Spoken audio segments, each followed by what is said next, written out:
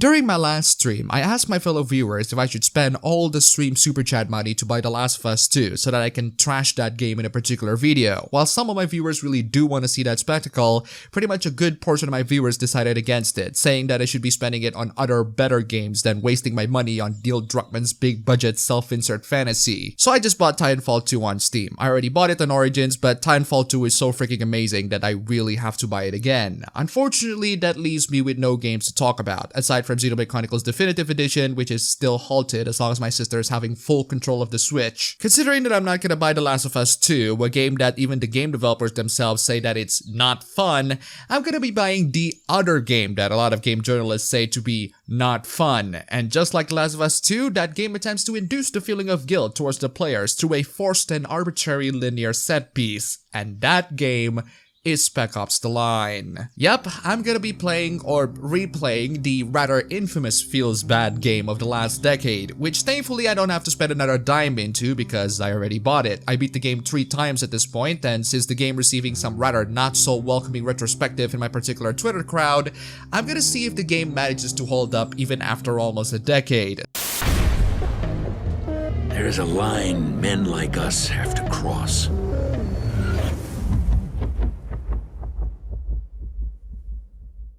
Before we talk about the actual game, let's talk about something that is on my mind as I'm writing this video. I do want to talk about the sentiment of how video games these days need to be fun in order for it to be good. It's clear to a lot of people that the pretentious developers of games like The Last of Us Part 2 attempts to deviate from the norm by bravely saying that the game doesn't use the word fun.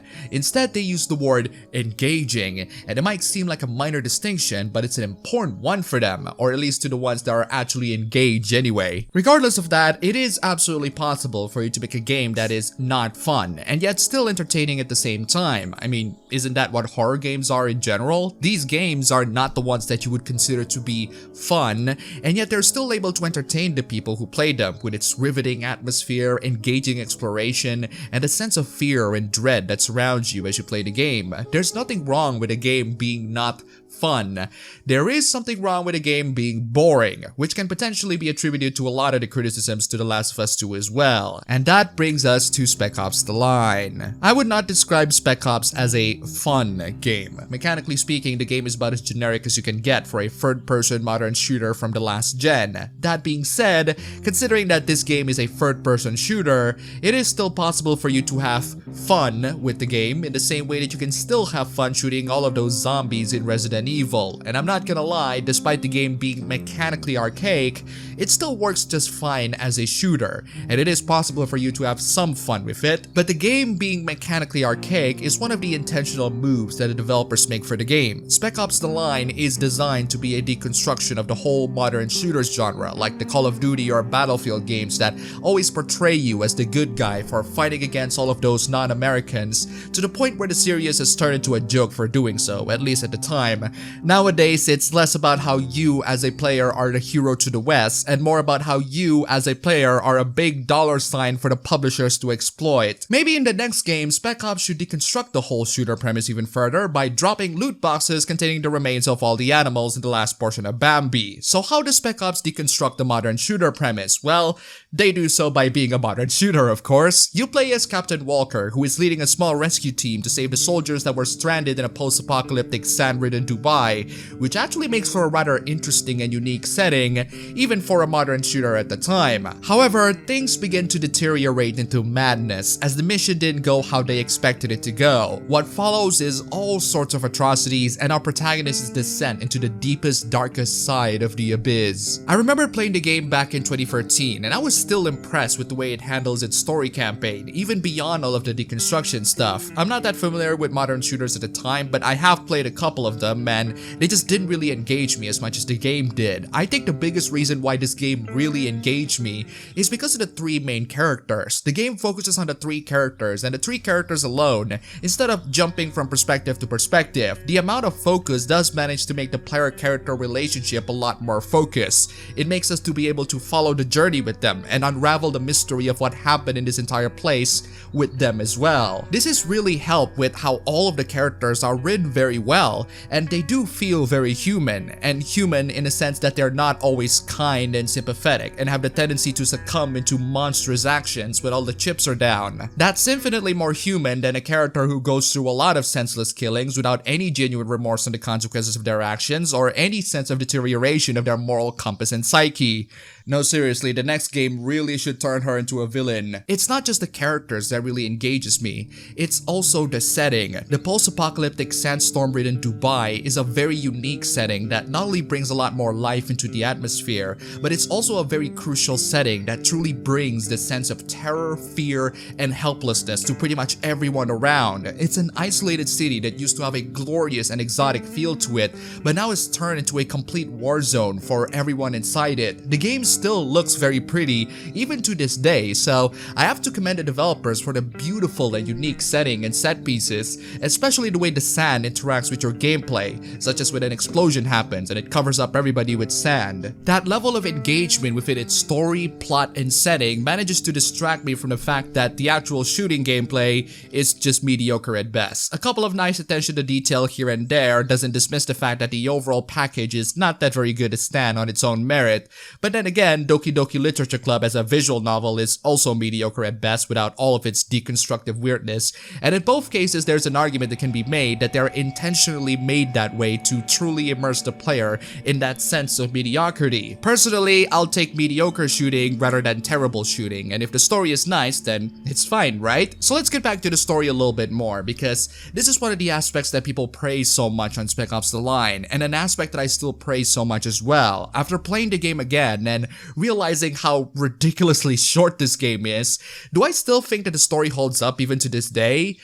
Actually, yeah, I think it still does, and its deconstructive elements towards a lot of modern shooters in general still holds true, or at least to those that still have a single-player campaign. The game deconstructs the premise of the modern shooters genre, not just by being mediocre in general, but also by being slowly but surely turning more and more unpleasant. If there's one thing I can say about the game is that it never feels pleasant throughout the way. I mean, obviously people die and you're killing them left and right in a post-apocalyptic setting, but it's not just that makes the entire thing unpleasant. It's the context of the entire plot that makes it so. As you go on, you have moved further from killing the hostile locals into killing hostile rogue American soldiers. As you go on, the actual mission deviates from a recon to a rescue to straight up slaughter, even if Walker really loves to deny this fact. At that point on, you just couldn't really distinct on who's the real bad guy and who's the real good guy within the story. It's that moral ambiguity of the game's plot that makes it so unnerving and uncomfortable. And Walker, oh boy.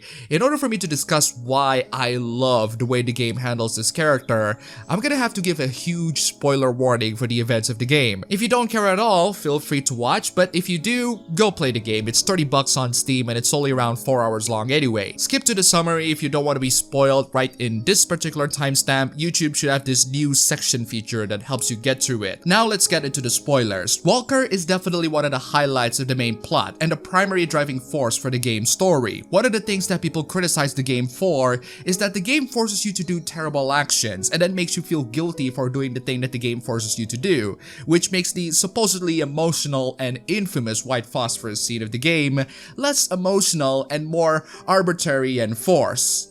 And I completely agree. But unfortunately, there's one big flaw within that criticism. The criticism implies that the game would work a lot better if the player is given a choice to not do these horrible things. There are several problems with this particular fix. The first problem is that there really isn't any choice for that particular infamous scene, unless if you want to fight all of the soldiers one by one and end up dying in the end anyway. The second is, even if there is a choice that would guarantee everyone surviving and everyone going fine and dandy, it wouldn't exactly fit with the overall story of how Walker is slowly going insane and losing control of his mind. Giving the player the option to control someone who is losing his control is kind of missing the point, don't you think? And third, and in my opinion the most important factor, You are not in control of Walker, and you have never been in control of Walker. Oh sure, you control his actions in fighting all of the soldiers. Oh sure, there are many sections that allow you to have a quote-unquote choice, but there's still a limit to all that you can do, because you, as a player, control Walker's body and his overall survival instinct. You, however, do not have control over his mind. You, however, do not have control over the decisions that he makes. All of the bad things that happen in the game are based on his own decision. It's his fault. If it weren't for him stopping, none of the events in the game would happen, and you, the player, have no way of stopping it. Why? Because, again, you're not in control of him, or at least his mind. You are only in control of his body. You are only in control of the actions that he does to make sure that he stays alive. And thanks to me interpreting that I am not in control of Walker's mind and merely in control of his body, I genuinely do not feel guilty doing a lot of the things that the game throws at me, because it's not my decision. It's Walker's. It's his mind trying to rationalize all of the actions that he did. But after that infamous scene is over, Walker never realizes that he's the one is in the wrong. He blames anybody else other than him. However, me as the player realizes that what he did is wrong and that he shouldn't continue his journey. But since I am not in control of his mind and I am not in control over the decisions that he makes, I cannot bring him to stop doing all of the things that he did or what he's going to do. And I don't feel guilty of all the things that the game asked me to do. So when the game decides to blame Walker for the actions that he did, I am 100% on board. But when the game decides to blame me as the player who controls him, or rather his body, I'm gonna have to disagree there, Chief. I as a player realizes that what Walker did throughout the game is wrong, but Walker keeps on rationalizing it and saying that it's not his fault when it clearly is. I think a lot of people need to understand the role that they are playing in Spec Ops to truly appreciate the genius of this game. In this game, as a player, I am that small sense of conscience inside his head that tries so hard to prevent him from spiraling into madness, but his obsession with hunting his former comrade has overridden my ability to talk sense into his deranged mind. I cannot convince him to not do all of the bad things that he did, and I am about as successful as convincing him, just as your sense of conscience is successful at convincing you to never procrastinate. Do you know how a lot of people in the world do things that they know are bad, but they did it anyway? Not to the same extent as Walker's, or depending on the person at least, but simple things like procrastination. You know it's wrong to do so, and yet you did it anyway. You keep on rationalizing that it's okay to delay whatever your most productive task for a later time,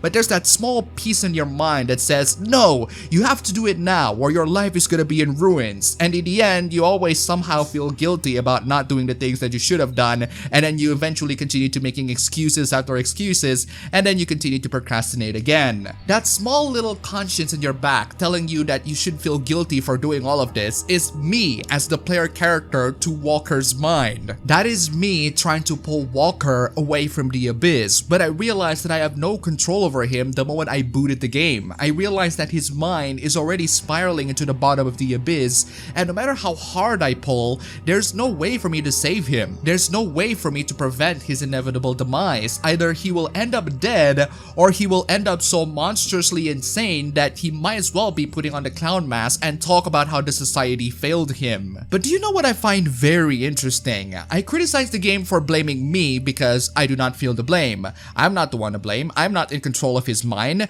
But what if it's not the game who criticized me? What if it's Walker's own deranged mind who did it? As I play through the game, the loading screens get noticeably meaner, confrontational, and even fourth wall breaking. It's as if the game recognizes the presence of the player, just like Doki Doki Literature Club. But what if that's not the game? What if that's Walker's own deranged mind recognizing the player's presence as that last remaining conscience inside his head? We are somewhat in control of him, but we don't control him 100%, and his deranged mind wants to have absolute 100% control of him. And that deranged mind, to me at least, is represented by Walker's former comrade, Konrad, whom he deems to have gone rogue and caused a lot of the atrocities in Dubai. by. But that's just him trying to shift the blame to anybody else, as he tends to do in the game. That's just him trying to justify all of the actions that he did, because he thinks that it's the right thing to do. He thinks that it's the heroic thing to do. One of the game's most famous line is Konrad telling Walker, or rather the player, "You're here because you wanted to be something you're not. A hero."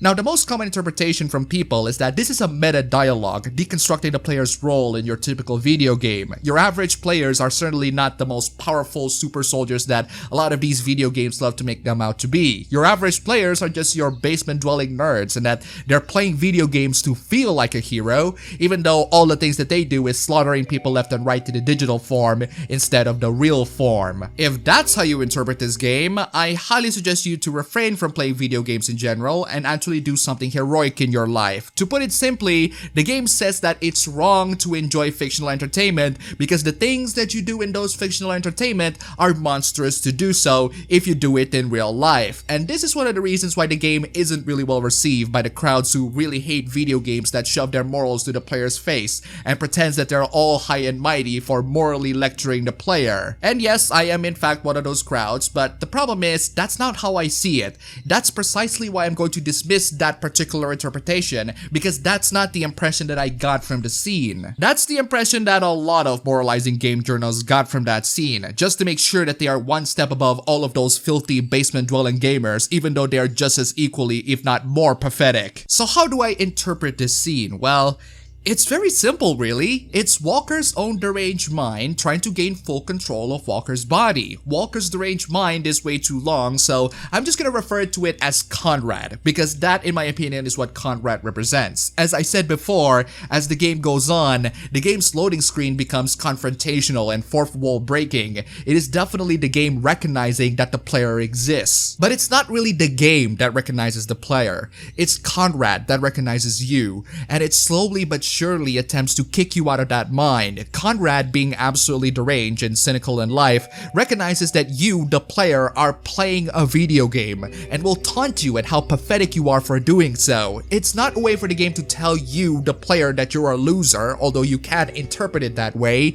It's a way for Konrad to tell the player that they're a loser for still sticking into Walker's mind. There's an argument going on the internet that not playing the game at all is the only way to beat it. I think that's not true, because Walker's mind is still damaged regardless, and you are essentially giving Konrad full control over him. I might even argue that you playing the game is the absolute best outcome for the story, because at least you bring some sense of sanity towards Walker. At least you recognize that your allies are, well, allies. Maybe if you stop playing the game, Konrad would override Walker and just straight up do things that are much worse than what's already being depicted in the game, and what's already being depicted in the game is already a million times worse. Konrad says that you, the player, is here to be something that you're not, a hero. And that's true, you're not the hero, and you want to be in video games to be the hero. But to me at least, the game doesn't say that to make a general statement. The game uses Konrad to say that as a way to kick you off of Walker's mind. Konrad says that to make you feel bad that you are playing this video game and pretending that you are Walker or you are in control of Walker when you are not. Konrad is trying to kick you off of the game, and in order to do so, he has to recognize that you are a video game player. He does, and he's going to do what it takes to make you feel bad for being in the same head as him. To put it simply, he's manipulating you to stop playing the game, and he does so by taunting you as a video game player, and he did so way before the final confrontation. He did so through the loading screens as well, and he did so the moment the game begins. There's a very good reason why the game is a linear third-person shooter rather than, say, a role-playing game. A role-playing game that gives you options and choices. The entire game is already being corrupted by Walker's mind from the very start. Konrad only gives you a seat and ties you up as you witness him corrupting Walker's mind slowly but surely in the form of a linear modern shooter. You have control over Walker's body, but you have no control over his mind. And since your hands are tied, all of the choices that the game presents are not actually choices, but merely an illusion of choice that Konrad gives to you to manipulate you into thinking that you have the power here, when you are not. So yes, I suppose technically speaking, the game really did call you a loser, but there's a reason why they say it. It's kind of the same thing that happens in that Dragon Quest movie, except in that movie, the reality-denying protagonist is treated as a good guy. Spec Ops doesn't treat Walker as a good guy. Walker is a bad guy, straight up. A bad guy corrupted by his own obsession and moral justification in the form of none other than Konrad. Walker is a bad guy that we as a player try so hard to bring back into reality. But we can't, because his mind is already corrupted by his obsession with Konrad, and we are just a witness to his corruption in the form of Konrad and in the form of this linear modern shooter game. And no matter what you do, Konrad wins in the end. Notice how even in the absolute best ending where Walker is alive, he wears Konrad's outfit like it's freaking nothing. That to me is the absolute highlight of Walker's insanity. Walker's corrupted mind, aka Konrad, has totally overtaken his entire mind, leaving no rational thought behind, and that rational thought includes you, the player. You are, or were, his last remaining grasp towards sanity, and Walker has kicked you off of it. Walker just boots you off back to the main menu like nothing ever happened. And that's the ending for the story. And that's Spec Ops The Line, or at least Spec Ops The Line in my mind. In my mind, Spec Ops The Line isn't just the journey of a soldier spiraling into insanity. It's the journey of you as a player slowly but surely losing the grasp of your player character's mind and body. It's the journey of you as a player being a direct witness to the corruption of Walker's mind, and how we as the player pretty much have no control over him. We can't make choices in the game because Walker's mind won't let us. Walker wouldn't let us control his mind, but he would let us control his body to give us that sense of control over him. That's precisely the reason why the game is linear and why the game doesn't give you any choices. He would just let us sit there watching as he lost his grasp to reality and everyone around him.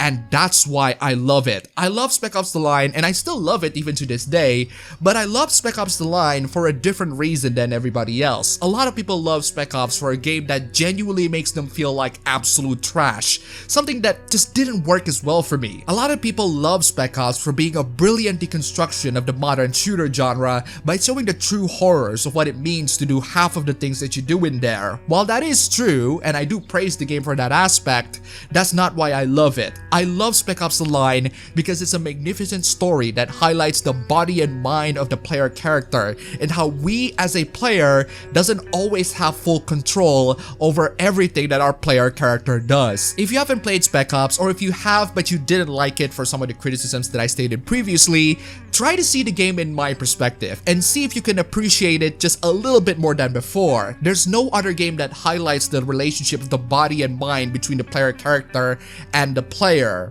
Except maybe Shadow of the Colossus, but that's a story for a different time.